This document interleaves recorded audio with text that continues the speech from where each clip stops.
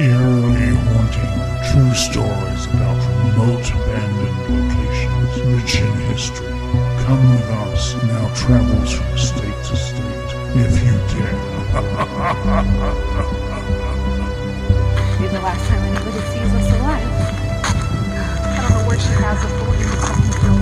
Hello? Gina, there is a beehive over there. Do you see that in the hole? Buckle up, Buttercup. Welcome to 50 States of Madness.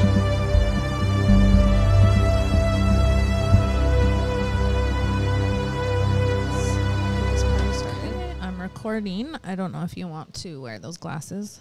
Oh. Hold on. Not sure. I think I do. Hey, welcome to 50 States of Madness. Oh, welcome to 50 States of Madness. I wear my sunglasses at night. The cool thing about these sunglasses, I'm Shannon, by the way. I'm Gina. And if you're not watching and just listening, Shannon has a pair of sunglasses on inside the house. But it's because I forgot to bring in my reading glasses. And every time I go by the pool, I'm going to sound like really pretentious, but I was going to say, whoa. Every time I'm out by the pool. No, I don't have a pool. But every time, like if I go on vacation or I go anywhere, even when I go outside, when I'm driving my car or anything, I can't wear sunglasses because I can't see. Because I like to see my steering wheel and stuff. And I'm, what is it called? I'm farsighted, not nearsighted. So I either can't wear any glasses at all. Yeah. Or I have to have my glasses on my head, like up and down, up and down, up and down. And I said it would be really cool if I found sunglasses that had reading sunglasses. Yeah. And I found them on Amazon, didn't even know they exist because for years I've been going to the eye doctor asking them for a pair like this. And they're like, oh, no, we don't make those. We can do like the tint glasses and progressives and blah, blah, blah. But they didn't have like sunglasses with bifocal reading glasses. But they do make them. I found them on Amazon, 3 pair for $15. So why wouldn't maybe my eye doctor just didn't your eye doctor is whack. Yeah. You need to go see my eye doctor because my eye doctor is not only like pretty dope, but he listens to 50 States of Madness. Does he? You know what? That eye doctor. No, is that shout out Dr. Rice if you're listening to this. Woo woo. So I didn't bring in I had these on my head because I was driving here and I left my reading glasses in my purse in the car. And so I needed to read something. So I had them on, but there we go. Taking them off because I don't need them on the inside. Unless I go to read something, then you'll see me put them on. But it's only because I'm not trying to look cool. I'm just trying to read. And me trying to read is not cool. I'm like this. But anyways. So, okay. There we go. That's the story behind the glasses. So, first of all, I wanted to say last week's episode, Shannon was in for the first 6-ish minutes and then she dipped out. And so we said that there was an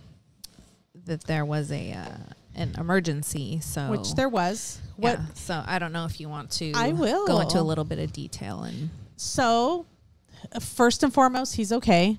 But my son, I get a phone call. And well, actually, I don't get the phone call because when we record, I put my cell phone on silence.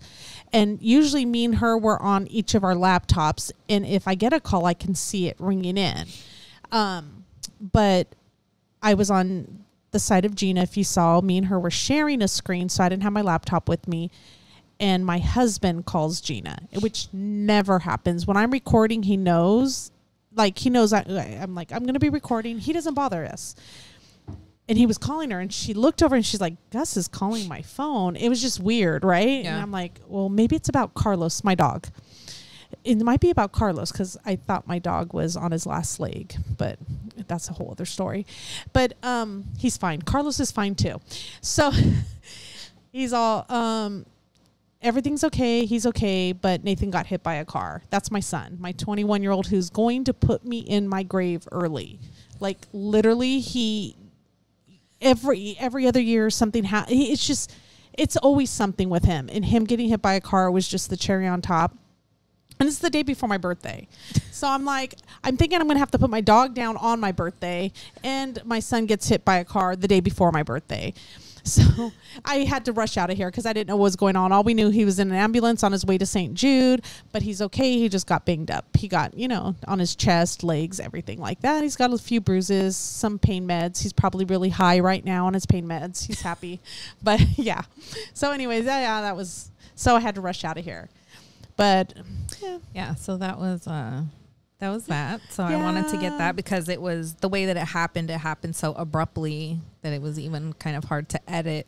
We had a guest in here, and so it was a little hard to edit without it. And I was really excited about the guest because I had a lot of questions. It was an 1.5-hour episode. Yeah, if she would have been here, it probably would have been a 3.5-hour episode. Would have been, yeah, that's true. Yeah. But yeah, with all my questions, I just hope I'm going to listen to it because it's going to be new to me. And I'm going to hope that all my questions were answered. So well, if not, you can ask him. We're going to do a part 2. So you'll see him come back. She's got lots of questions. But one other thing that I wanted to say too, I was telling Shannan that she was talking about her cousin in England. Yes. And so I was telling her about Helen Pfeiffer, the author from the UK that my book club, I'm in a book club, and so we're reading her books, and she's on our Patreon. She's joined our Patreon. She has our shirt. And this last Saturday, she joined our book club for the second time. Thank you. What author does that? I just can't, she's amazing. What author does that who says, you know what, I'm just going to, join your guys' when we talked about it in book club, we were just kind of like, do you think she would join us on Zoom? And I was like, you know what? I'll just ask her. I was going to say, Gina's amazing at reaching out to people and talking to people. I have to say, she sets up all her interviews. She meets people. It's amazing the connection she makes with people.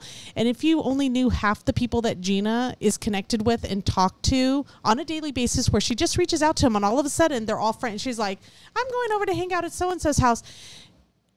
It's just amazing how she connects with people. I guess because I'm just straightforward. Yeah. I don't know. And I think especially with Helen, we have so many of the same interests, and a lot in common. Yeah. So we have so much in common, and she's so sweet. She was like, yes, of course I would love to. Well, she doesn't say it like that because she has a really cool accent. So she doesn't say it like that. It's rubbish. That's what she kept telling us. I'm rubbish. But anyway, it was just, I thought oh my God, not only does she get on Zoom and and I even told her, I'm like, because she kept saying I can't believe that you guys would want me to join your book club. And I'm like, I can't believe that I'm sitting here across the flipping world from you and you're wearing my podcast t-shirt. Thank you. Come on. Yeah. So exciting. So it was very cool. The conversation started because my dad reached out to me and said, hey, Dave wants a t-shirt, and that's my cousin. I said, yes, I'm going to send him a t-shirt for sure. Yeah. What size is he? I'm going to order it for him right now. I'll send it to him. And then she says, because then now we're going to have 2 people. Yes. Which is it's awesome just to see England. In the United States though, all the people Amber's in Las Vegas, and then Karen's in Indiana, and Jenna's in Tennessee. The connections we make. Yeah, and it's they're all over just, wearing our stuff. Who would have thought that, it's just, it's amazing. So thank you to everybody who supports us. We really, no matter what you do, even if you don't buy our merch, even if you just listen or you just watch or whatever the case is, we appreciate all of it. We really do. We never thought we'd be here. No. I thought the other day too, I was walking in a store the other day with our shirt on, and I was wearing a 50 States of Madness shirt, and some lady turned to me and she goes, isn't that the truth about my shirt? But I didn't tell her oh, it's my podcast. Yeah. She was not the one I wanted to get in a conversation with. But no. Why not? But I guess I should have. But yeah, I was walking by and she's like, your shirt, isn't that the truth? And I'm like, yeah. Well then. I'm not making a political statement or anything. Right? It's just my podcast, but that's okay. Just relax, lady. You know what? I should have said, oh, yeah, did you want to get one? Did you want to get one? Here's the link. Here's a card. Here. This is how you can get one. I should have. I missed it. See, that's why I need Gina. I missed an opportunity right there. She would have been all over that shit. So, and then speaking of our merch, we still have all that other stuff. We're adding more stuff. So Roxy, if you're listening, you requested Racerback tank tops. They're coming. yes. So you said you were going to wear one every single day for the rest of the summer, 7 days a week. So now you're going to have your chance. Just saying. Yes. So we're going to have stickers. We're going to have Racerback tank tops, and we're going to have mugs. Yes. And I just want more colors in sweatshirts. Oh, yeah. I was going to ask them that. I said, can I get different We'll colors? try to... Yeah, we'll try to work on that. We're just doing this little by little, you know, like, I mean, we did really good. Like we did thank you. a lot better than we expected. So yeah. So anyway, so today we are going to talk about a woman named Shannan. Yes. Something more recent in the news. Yeah. So we've been trying to record this episode for a little while. But again, it's like breaking news every single day. So there's always something happening. And so we're trying to catch up with the Gilgo Beach murder or Long Island serial killer, whatever you refer to it by. Yeah, because we originally recorded to talk about it, but so much has changed since the recording that it's like, no, new information. Gina found out more information. So we're like, you know what? Let's just re-record to get all the information in one episode out, as opposed to just like spoon feeding it slowly. Even though once we air this, maybe more information will be out again. I mean, who knows? But we're trying to make it as accurate as possible. I initially thought maybe it was going to be like 3 episodes. I think it's just probably going to be 2. But today I wanted to focus on Shannan Gilbert, and she is kind of the reason that these people were found. Yes. At this beach. So I wanted to start off with her, and then, you know, we can get into all of the other bodies that were found. So we'll touch a little bit on there, but on part 2, we'll go into, you know, their stories and everything like that, because there's 10 of them.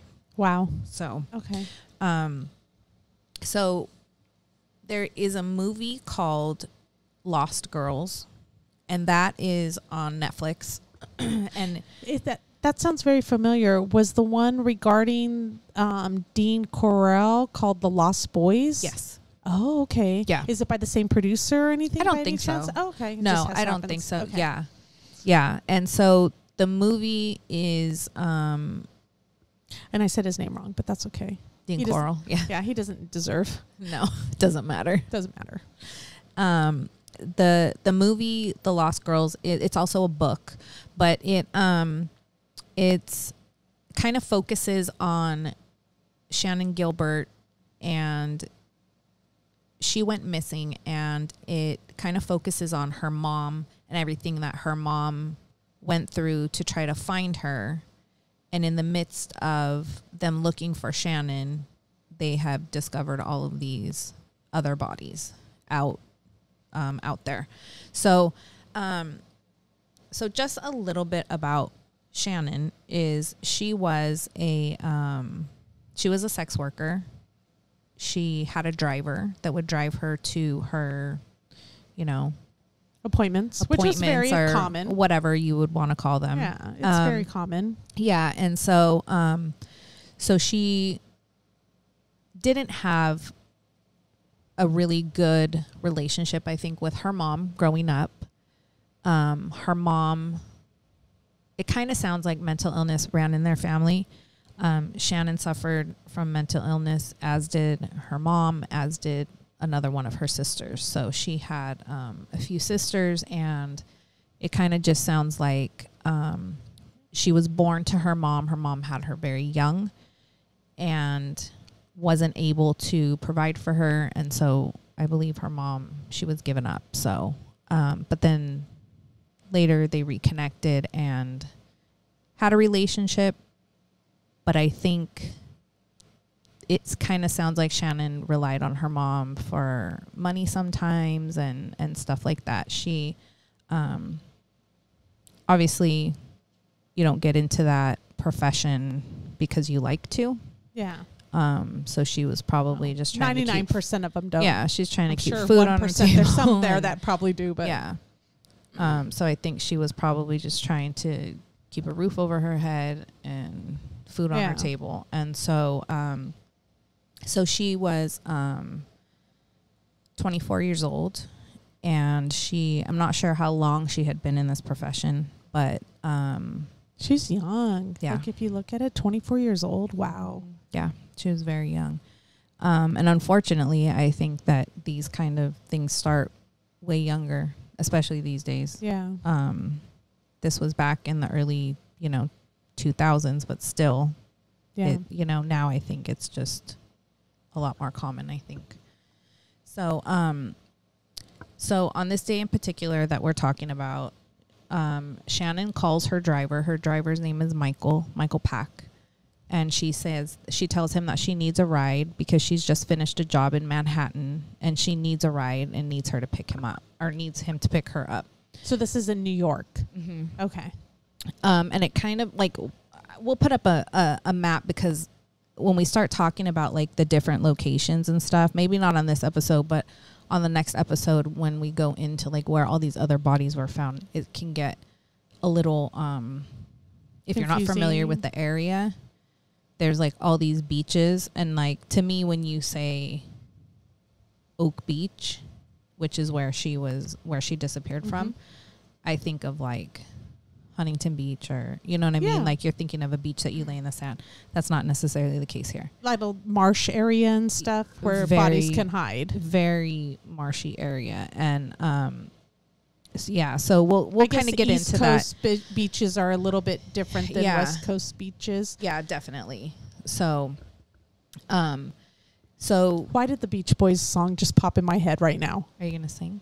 I was about to, but I didn't think it would be appropriate. But go on. Okay. Well, if you need an intermission, you can sing for us. The West Coast girls are. You know what I was thinking though, like real quick, since your birthday just passed, and I posted a picture of us, so and I thought, you know what, I'm gonna post on 50 States of Madness Instagram for the whole day. And I was busy. I had to go to my uncle's house, but I was thinking of, and maybe I still will go back and share this with the listeners. I was thinking of posting like just a bunch of your TikTok videos over the years. Before TikTok was even a thing, Shannan was already TikToking. Like she used to dance all the time, and her karaoke videos are amazing. So I was thinking of just, every hour or so throughout the day, just like throwing giving one people up. Gems. Yeah. Okay. Yeah. You know what's funny? Reach out to Vicky, because today, Vicky's my coworker. Today she ran across some videos that I forgot or didn't even realize she had. Of me singing in the car? Oh, can you have her send them to me? Yeah. When I first got your my car carpool karaoke. Yeah. Yeah, and she's got me singing in the car. I'll have her send them. Yeah, have her send them. I would love them, because some of the ones I have are not postable. Yeah, we're not going to be appropriate, but no, hers were very appropriate. Even though one kept saying, "I once was a hoe." I don't know what song that was. I'm trying to think. It's always a good time, guys. It's always a good time. I'm not sure if it was a song. No, just kidding. It might have just been the conversation we were having. No, I'm just kidding. No, it was like, there was a couple songs in there, but yeah. And maybe one day she'll perform for us live on here. Maybe. So you guys can. So you can hear how tone deaf I am. Yeah. And watch her dance at the same time. It's great. So anyway, back to Shannan Gilbert.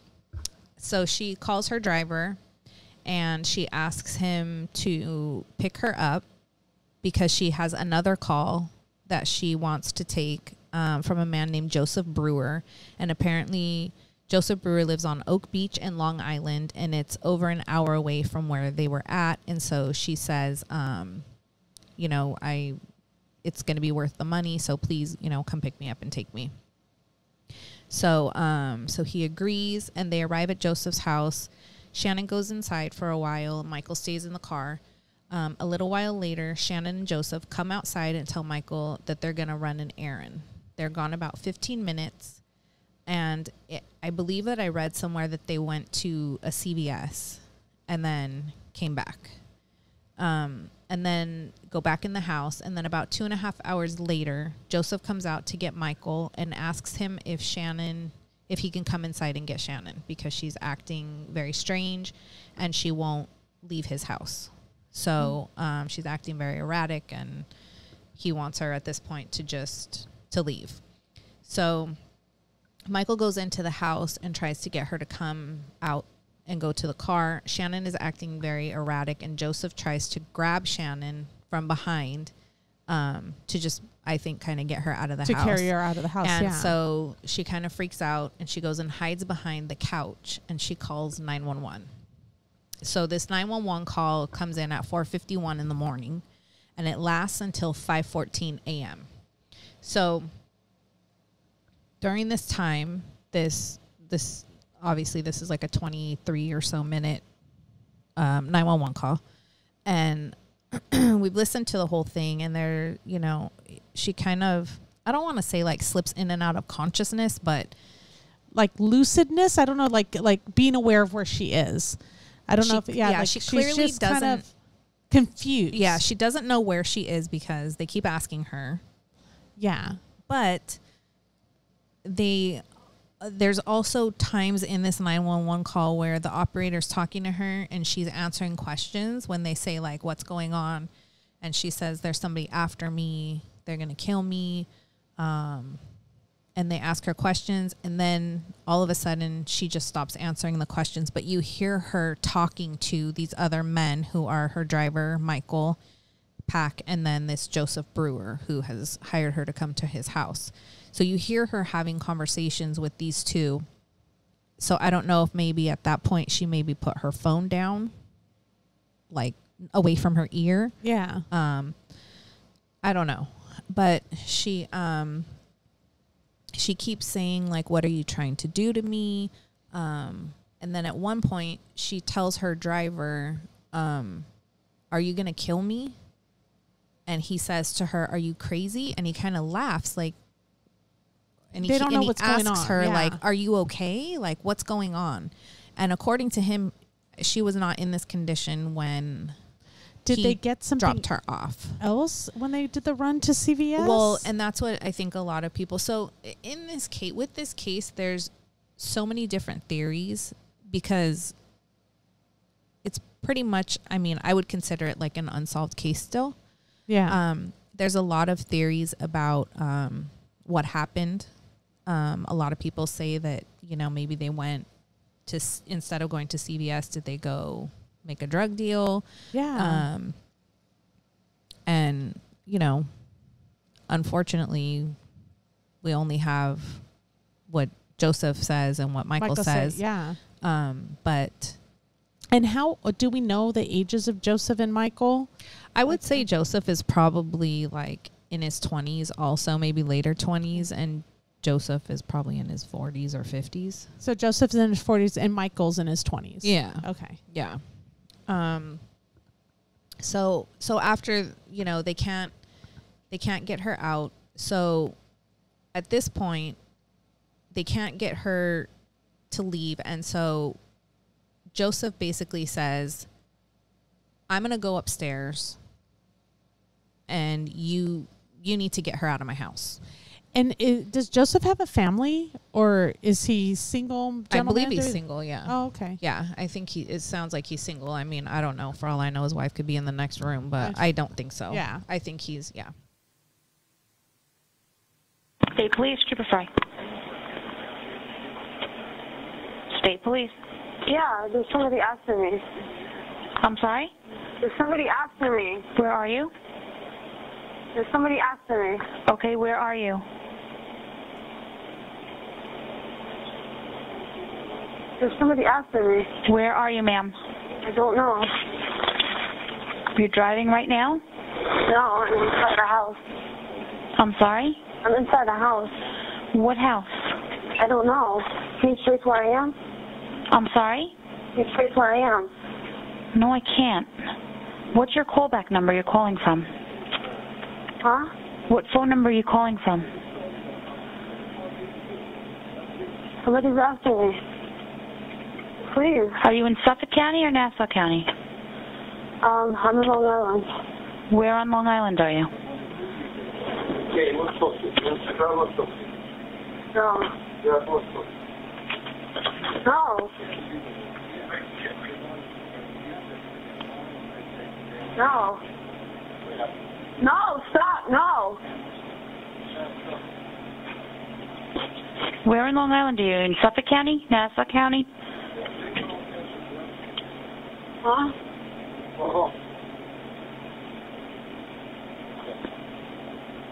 Why?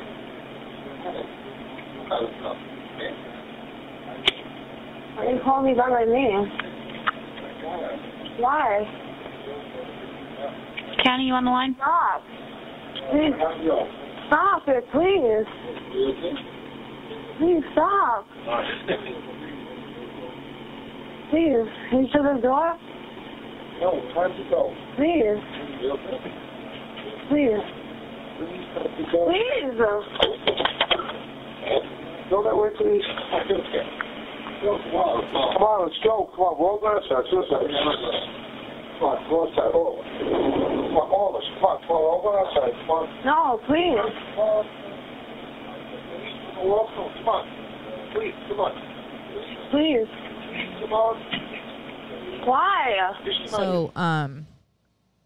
So then Michael just gives up, the driver. He gives up on trying to Get her in the car. So he goes back to the car, and Shannan then walks out of Joseph's house, and instead of getting in the car with Michael, he's actually in an SUV. He's in like a black Suburban. She starts running down the street, and she runs to a neighbor's house. I believe they said that it looked like she was running to houses who had their lights on. So she's running down the street, and she's screaming that somebody's going to kill her. So the first house that she goes to is a man by the name of Gus Coletti. And by this time it's already after 5 o'clock in the morning.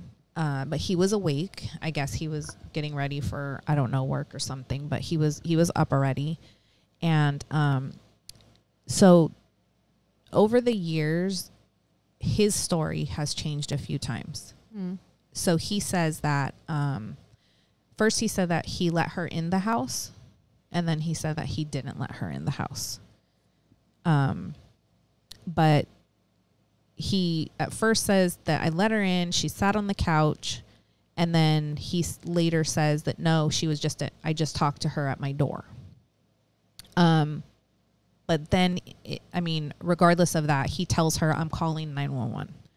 So at 5:22, he calls 911.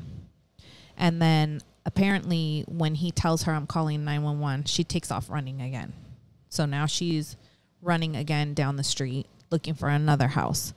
So Gus says that at first Shannan ran to the middle of the road, but when she saw Michael in the SUV, she turned around and hid behind a boat that was parked in his driveway. Like she was hiding from him, from her driver.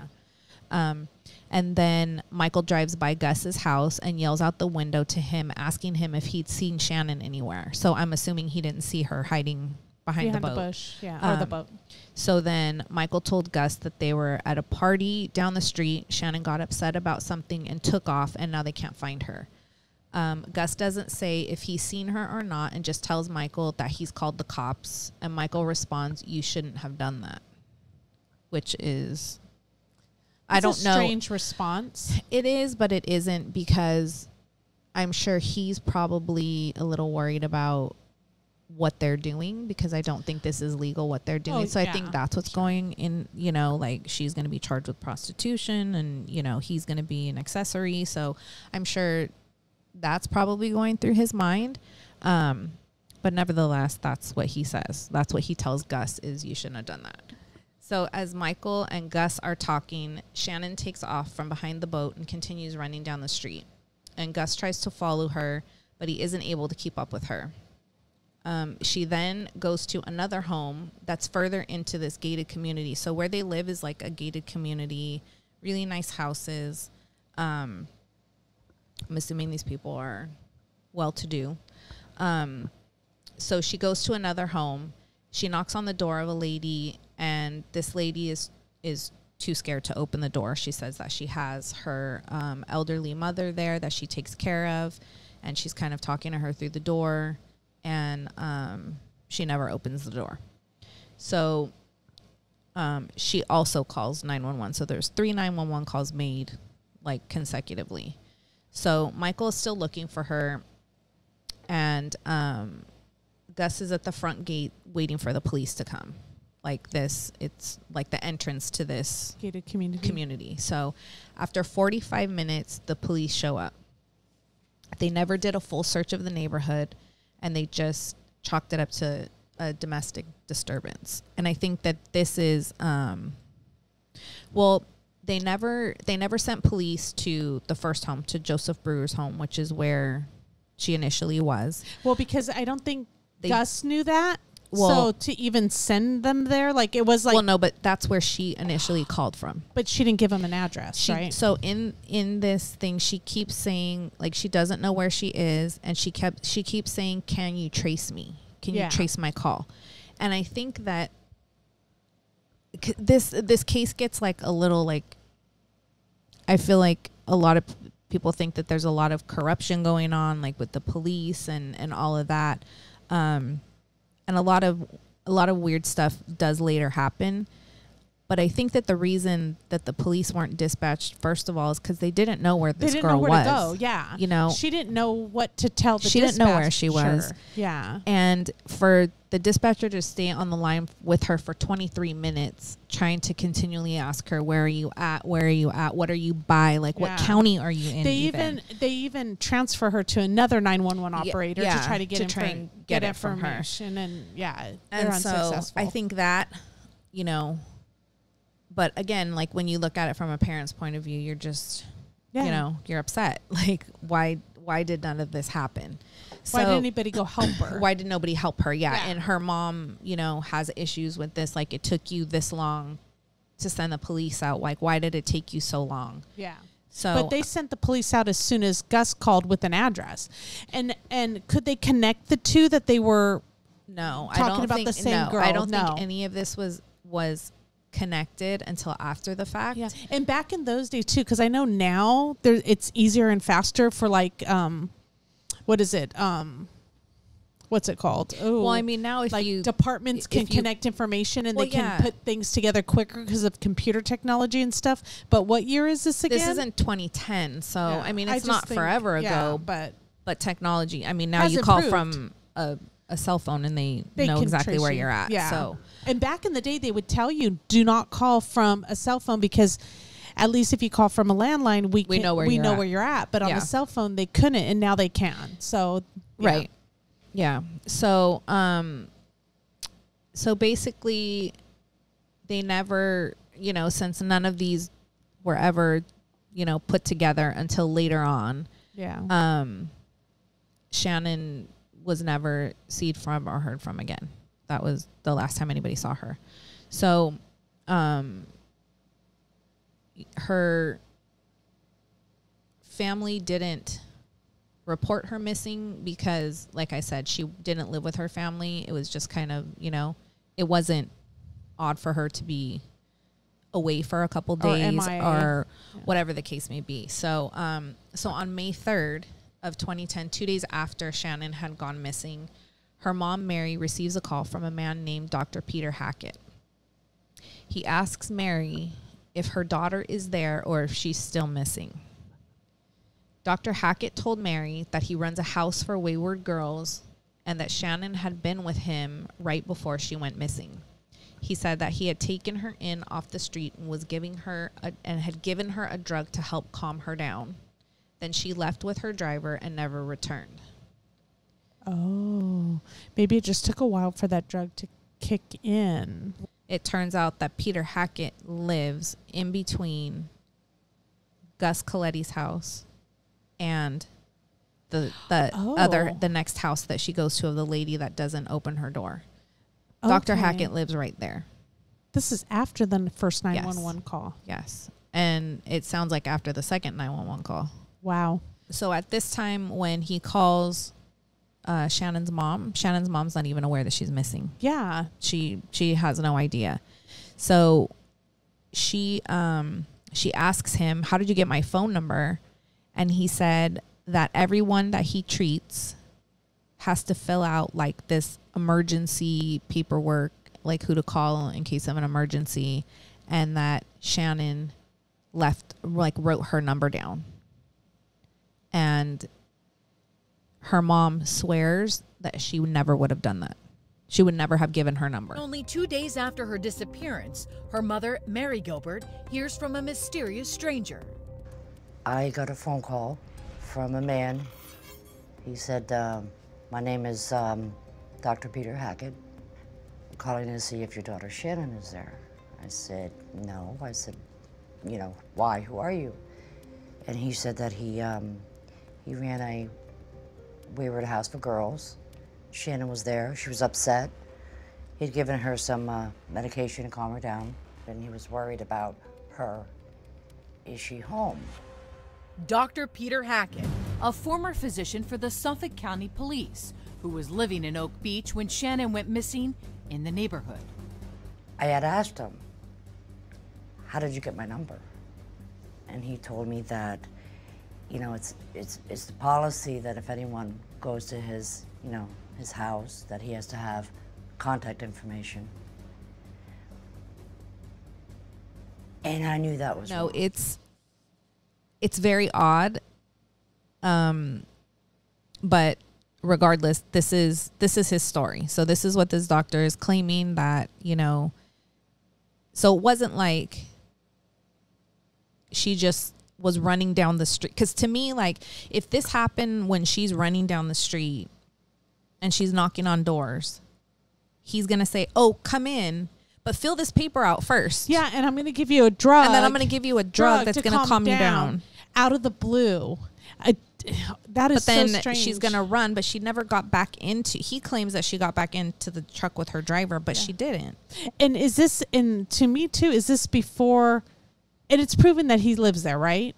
The doctor? Yeah. Oh, yeah. Okay, so is this before or after the woman with the elderly mother's house? I believe it's before, like in between. In between those two houses. He lives right... Yeah, he lives right next to that lady. She came in, I gave her a drug to calm her down, and then she ran back out with her driver, but yet she's down the street. She's down the street, and then now she's gone. Else's door, but now she's gone. She's just missing.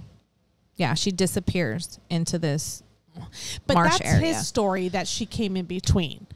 He could have seen her running down the street, go to that neighbor's house, and then followed her out into wherever she went to, also. Yeah, I don't know. Yeah. I mean, there's so much to this, just this individual story. It's crazy. So anyway, now we're at May 9th, which is, almost a week later. And Mary and her family are hanging up missing persons flyers around the Oak Beach area. And they run into this Dr. Hackett. So this is the second time they run into, because they're out in this area, and they're in this like gated community, and the mom is just like, she makes these missing persons flyers and she's posting them everywhere.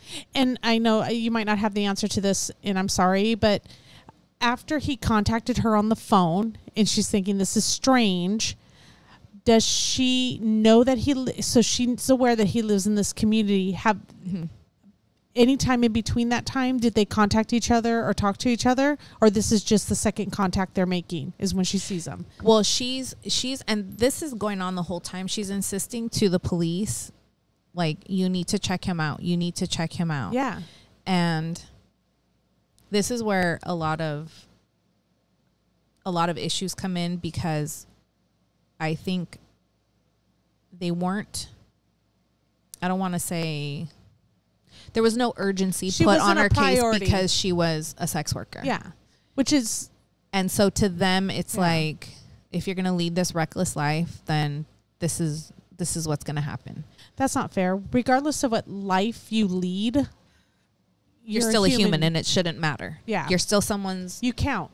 Yeah, you're still someone's daughter, mother, sister, whatever the case may be. Like, your life is just as important as anybody else's. So, unless you're a serial killer. Yeah. Then it's a little bit less Then it's important. a little different. So she runs into him, and when they're hanging up these flyers, and she starts to question him, and he says he acts like he doesn't know her and that this is the first time he's ever talked to her, and he claims that he never called her.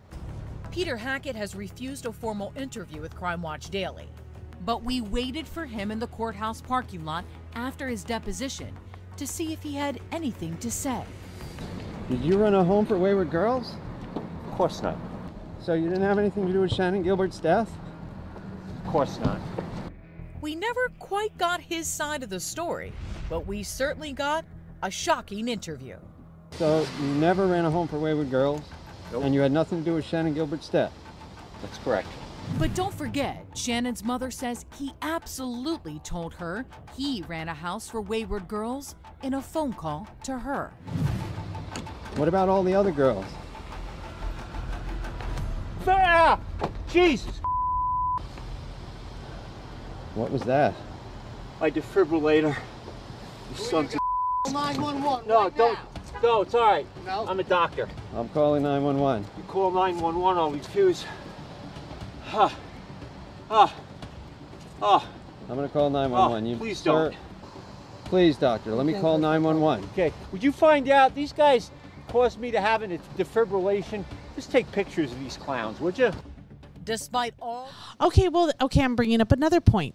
Maybe it's true he wasn't the one who called her. Maybe somebody else, because she never met him. Hold on. Oh, okay. Hold on. Okay. Hold on. This So is getting tricky. So he claims that he never made a call to her, that he does not have this home for wayward girls, and that Mary has made up this whole entire story. It was later proven that he did make the call from his wife's cell phone. Oh, crap. So, yeah, and the call was made. And does he run a home for wayward girls? No. No. So the call was that part made was true. from the New Jersey area near Mary's home. And he lives in Oak Beach, which is quite a distance. So, wow. Is this a stalker situation? But I believe to this day, like, nothing has ever come of it. He's been cleared, as have the driver, Michael Pack, and has her client, this Joseph Brewer. I'm all curious three of them. why people get cleared, especially those who, like, they were there. They don't have an alibi. How are they completely 100% cleared? I'm curious as to know what makes you clean, absolutely 100%. We're not looking at you again. Yeah. I think everybody should be still in the back pocket. I think that everybody who last saw her should still maybe not necessarily be a suspect, but should still be close to the pocket. Yeah. I know that they talked and interviewed a lot of people about him, and the majority of people that they talked to said that he was one that was known to exaggerate a lot, and that he was one to kind of say that, like, have you ever known somebody that was like, oh, I've done that. Oh, I've done that. Like, they've done everything. Yeah. That he was one of those people that he just wanted to be like, you know, no matter who he was talking to, he's done that. He's been done part it. of it. He's been part of everything. So they're thinking that, like, tried to put himself into the story. Mm-hmm. That he just tried to insert himself. That's not a good story. That's not a story to insert yourself into. Yeah. And was it proven, though, that he was around, his location was near Mary's house? Yeah. That's suspicious. Yeah. Yeah. So, so for the next few months, everything is quiet. Police aren't really looking for Shannan.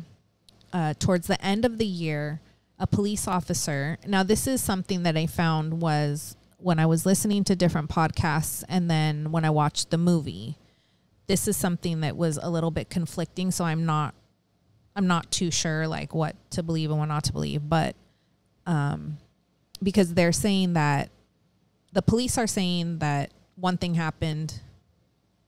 Shannan's family is saying that something else happened. So according to the movie, this police dog was in training. He was with this police officer. The police officer pulls over on the side of the road for the dog to use the bathroom.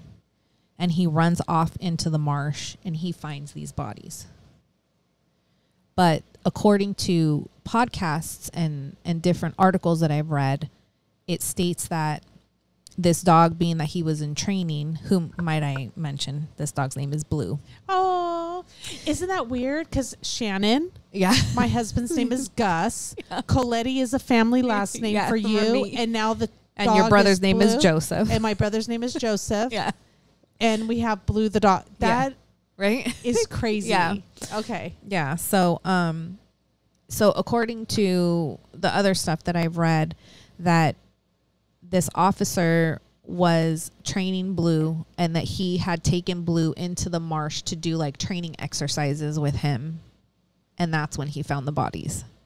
So it sounds like in the movie that like the police department are saying like, look, we're searching for her. We're searching for her because the mom is pushing for them to look for her body in this marsh area. And they refuse because this area, like I said, is, I'll try to find a picture of it, but it's like, it's overgrown. Like you can't see like 10 inches in front of your hand. Like it's overgrown. It's wet. It's gross. It's muddy. It's like there's swampy. Probably animals in there. God only knows. Yeah, what's in there. And so the mom's like, you just don't want to drain this marsh and you don't want to do this. The only reason that you found this is because this dog had to take a shit. That's how you found her. They're claiming, no, this officer was there on purpose, purposefully let his dog out in this area to look for her. So I don't know. I don't know where the truth is, but neither here nor there. Yeah. Blue found, he found remains of people. So over the next few weeks, they searched this area during, it's like Ocean Parkway is what it's called. And this is the marsh. And so on December 10th, Blue discovers a burlap sack with decomposing skeletal remains. These remains end up not being Shannon's, but that of a girl named Melissa Bartholomew. And she went missing in July of 2009. Melissa was also an escort like Shannan. And then a few days later, they find 3 more bodies, all wrapped in burlap sacks.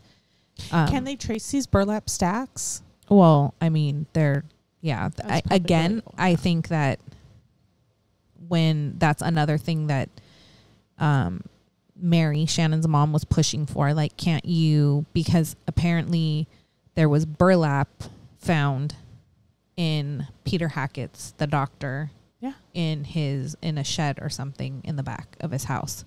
How many people and the police are just saying like, it's like it's a common thing in this area to have burlap. Is it really? Because I don't have any burlap. Do you have burlap in your shed? I don't have burlap. No. Can anybody message us that? I mean, I might when I get my uncle's shit here. I might have a lot more than burlap, but as of now, no, I don't. Yeah, I'm like burlap. Like who? Like I was gonna say, like how. I can understand like back in the 1800s, burlap sacks, but early 1900s. And like, these are all things that like she's pushing for, the mom's pushing for, and they're just brushing her off. And maybe it is common. We're from the West Coast. Yeah. Maybe they do have, maybe for sandbags or something. That's the only thing I can think you'd have a burlap sack for. But I'm picturing if you can fit a body in there, that's a huge ass burlap sack. That's like military. I'm peeling potatoes burlap sack. I don't know. Yeah, I think the mom obviously feels one way because, especially when they find out that these girls were all sex workers, they all had that in common, that the police were just trying to write it off. Yeah, that's sad. And it later comes out that they feel that there was a lot of corruption due to the fact that there were a lot of police from that department who could have been connected to these girls. I was gonna say, I'm sure. So I think it's just corrupt from the beginning. Yeah. So do me a favor. You don't want to get arrested? Yeah. Yeah. So who knows? Yeah. The 3 other bodies that were found were Maureen Brainerd Barnes, Megan Waterman, and Amberlynn Costello. And all of these girls listed their services on Craigslist. And these women would then become called the Gilgo 4. And so the way that these 4 girls were found, they were like the same distance apart, kind of lined up. Oh, yeah. It's a lot in common. Yeah. So were they all found in sacks too? Yes. Oh, yeah. No, absolutely. Yeah. So in January of 2011, the police formally say that they're now looking for a serial killer, which is just a few weeks after finding these 4 bodies. So during this time, Joseph Brewer, Michael Pack, and Dr. Hackett, like I said, were all cleared. So they tried to connect all of these girls through who they were meeting on Craigslist. But Craigslist uses an encryption that hides your actual email address, and the person who was meeting these girls were also hiding their IP address. So they're thinking that, because in order to be able to, I don't think now it's probably impossible to hide your IP address, but back then, I think in order for you to hide your IP address, you had to be like pretty tech savvy. Yeah, like I wouldn't know how to do that.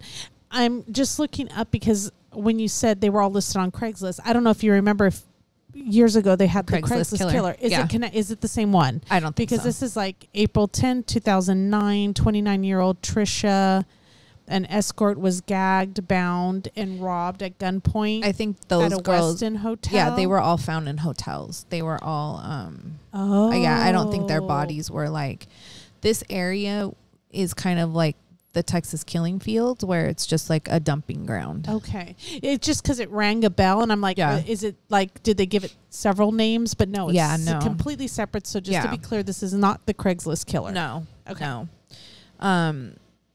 And police also thought that these girls knew enough like about this person or persons. At this point they feel it's just one person, but they feel that they were comfortable enough and they knew this person enough because some of the girls met up with them and they didn't have their purses or their cell phones. Oh. So they feel like there must have been some sort of comfort level with this person that they felt like they could just something like it wasn't the first time that they met this person. So in March of 2011, the police start searching the area again, still looking for Shannan. On March 29th, police find a skull, hands, and a forearm. These remains were found on Ocean Parkway about 3/4 of a mile from the 4 other bodies that were found in burlap sacks. So this is where it kind of starts to get confusing. So this body had been dismembered and only part of the body were found. Like now they're finding bodies, but they're just finding body parts. They're not finding like all the bodies in one bag sack. Yeah. I wonder if they ran out of burlap sacks though. Like I said, like, well, no, because it's the completely it's a different complete killing. Opposite. Yeah. It's not. Yeah. It doesn't look like a similar killing. No, not at all. No. So these body parts were matched to a torso that was found in 2003 in Manorville, which is in Long Island. In 2003, 2011? Yeah. Wow. So they're finding, did they ever identify the other person's body? Like, or did they not have enough pieces and that's why now it's... What person? Well, you said they found a torso in 2003. Right. She wasn't identified, but then I think they connected them. So body parts. So this girl was then identified as Jessica Taylor. Wow. So she was also a sex worker who got her clients off of Craigslist. The police keep searching, and on April 11th, they find 3 more body parts, another skull, hands, and a foot that belonged to another torso that was found in Manorville. So it's like the torsos were over here, the rest of the body was over here. Yeah. So a little further down, closer to Oak Beach, police find 2 more bodies, but these bodies are different than the others that they found. They find a body of an Asian male whose body was still completely intact, and he was dressed in female clothing. But his body was not dismembered. He was completely intact. They also find the body of a small girl who was between the ages of 1 and 3. Police then find 2 more sets of remains in 2 separate areas. These bodies are found on Jones Beach. This is reminding me of the killing fields in Texas that we talked about. It's exactly, yeah. So one of the remains is the bones and the jewelry of a woman. This woman ends up being later linked to the little girl that was found. The second skull that is found is linked to a set of legs that washed up on the beach in Long Island in 1996. Shut up. So now it's like... It's amazing, though, that they can connect these body parts from years later. I guess the database, Yeah. But still. Yeah, I mean, it just shows you, like, in maybe, 10 or 15 years how far technology has come and what they can do. So after all of these bodies are found, they still haven't found Shannan's body, and her family is really pushing for them to get permission to drain the marsh area that's by Dr. Hackett's house. On December 13th, many of the families got together to hold a vigil for the girls because it was like the 1-year anniversary of those 4 girls that were found.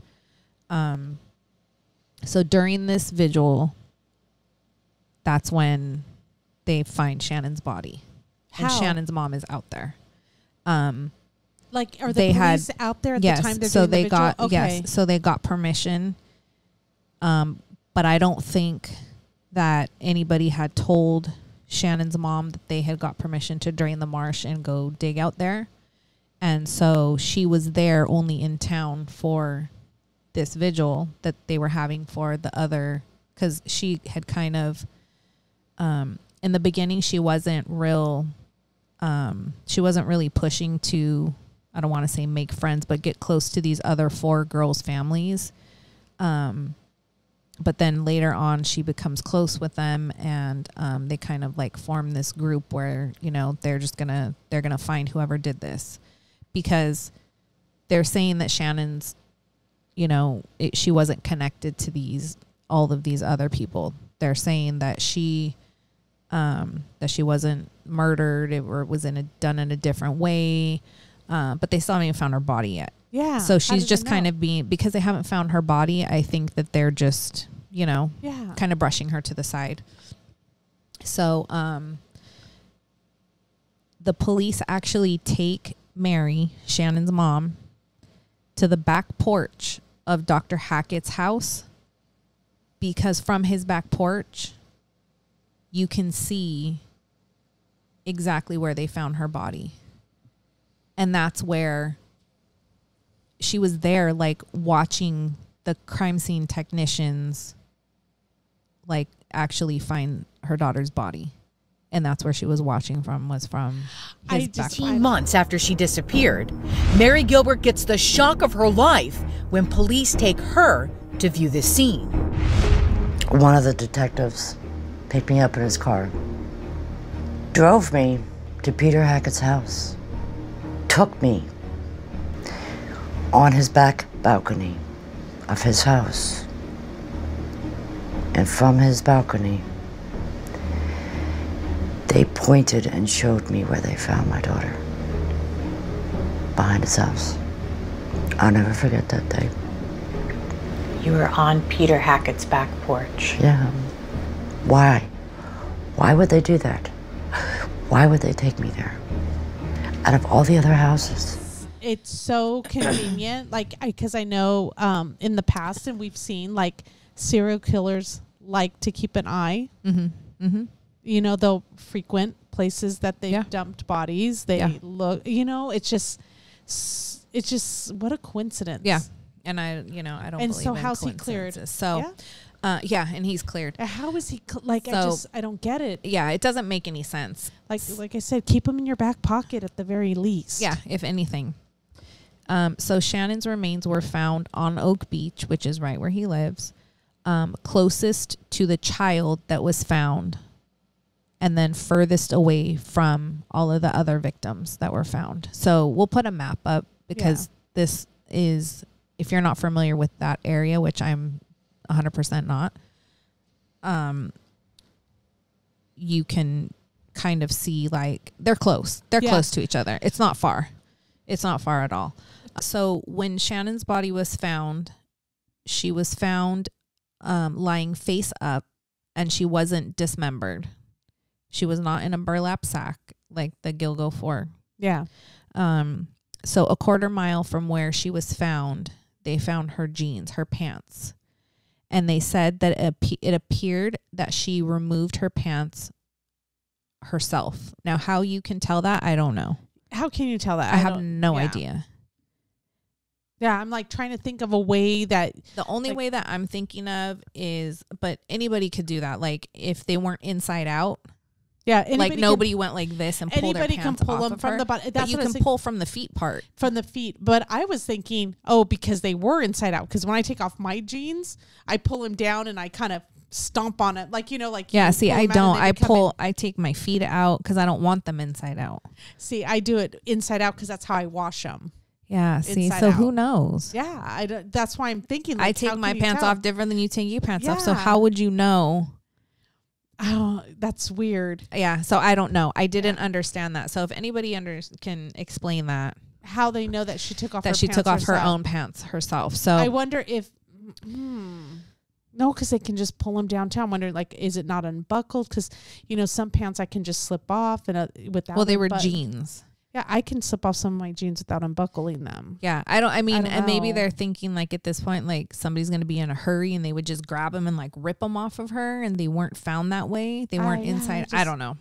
I don't see how they can tell that. Yeah. So, so they said that basically from everything that they saw, that their theory is, she was disoriented. She was confused. She had an episode, and that she ran into the marsh area and she died. Because of weather conditions and all of that. I don't know if I believe that. They said that they believe that she might have fallen into the water, which was 6 to 8 inches deep, and drowned. But she was found face up. So how's that? I don't know. That doesn't even match the. No. So when they did the autopsy, they did an autopsy on her. They discovered that her hyoid bone was missing. Oh. And I'm only familiar with the hyoid bone is because my son doesn't have one, because he had surgery when he was younger. He had a growth on his thyroid, and they had to remove his hyoid bone. And so at that time I was like, okay, what's that? But if you listen to a lot of true crime, I'm sure everybody knows what that bone is. So she did not have a hyoid bone. That's the bone that breaks, right? Mm-hmm. When you choke them.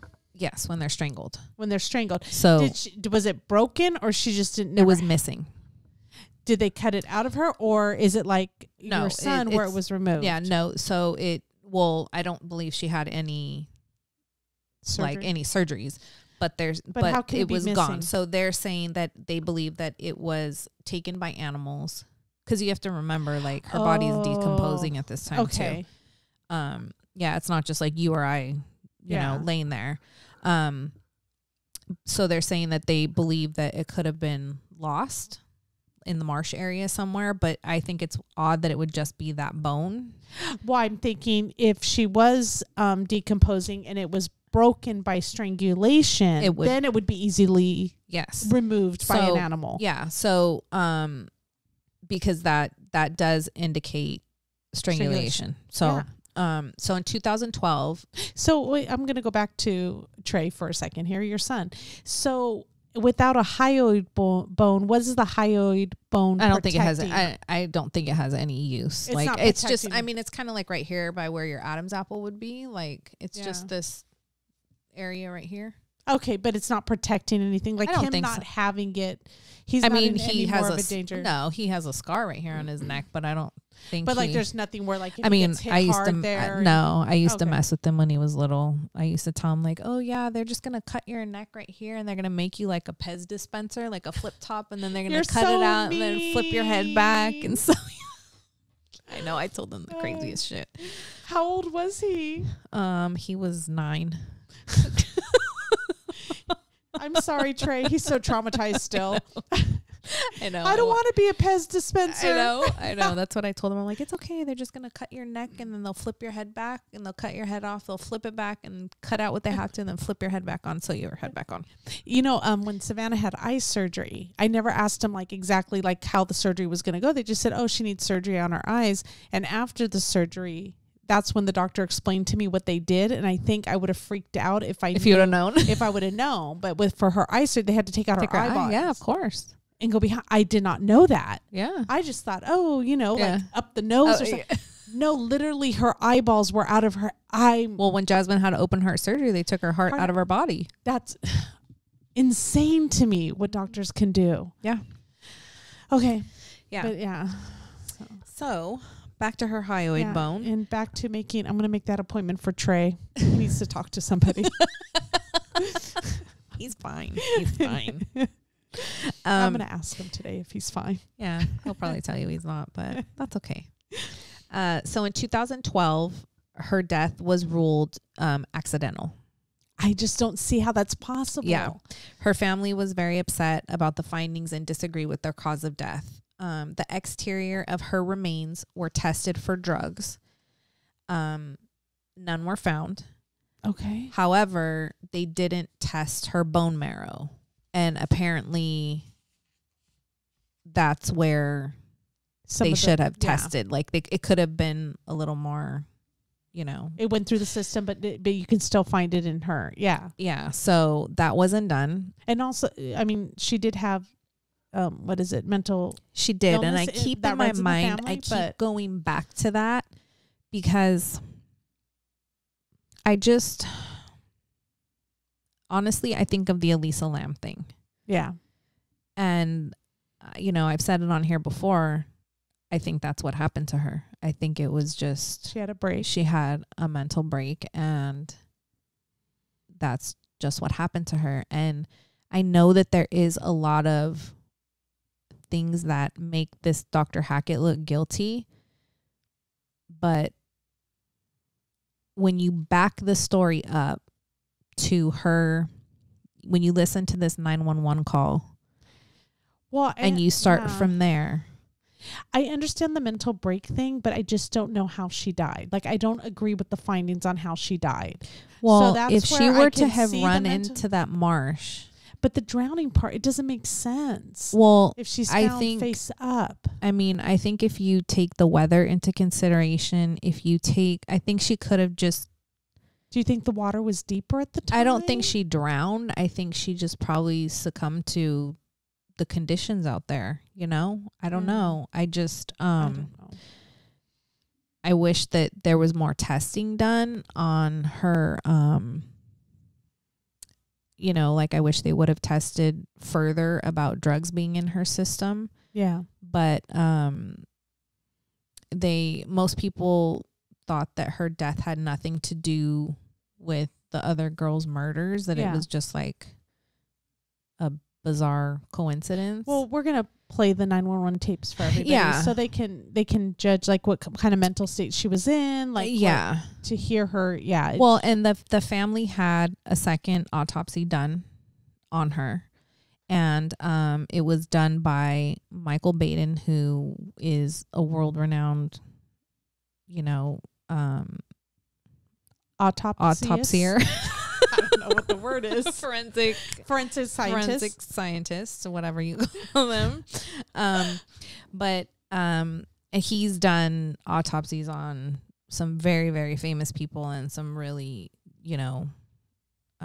different cases. But he found that there was insufficient evidence to determine how she died, but he does say that the autopsy findings are consistent with strangulation.